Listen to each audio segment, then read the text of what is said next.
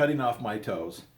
I had just gone through cancer as a senior, and I went out with Ed and Kirk. I think it was Ed, Kirk, Jed, some of the guys out 12th Street, out to the West Desert out there in by the Great Salt Lake, and we rode down. There's a kind of a gravel pit over the area over there, and then there was a big area where we went out by the salt flats, and we were just riding in the kind of the salty dirt, and it was really fun.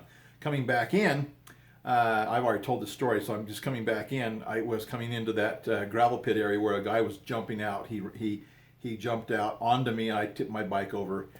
His tire landed on my foot peg, which my foot was on, and it severed my toes. So anyway,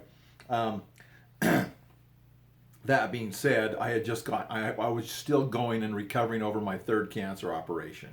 So Ed takes me in his truck, and we fly over to the hospital. We had our dirt bikes and so forth. I guess we had a trailer. I can't remember, but I remember laying in the back of the truck, and my toes were kind of in my sock.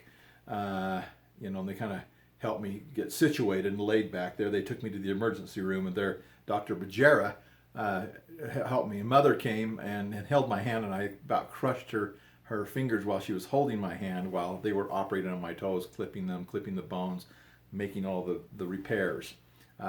2 toes got cut off, and they were put back on partially, but they are distorted and they are shorter.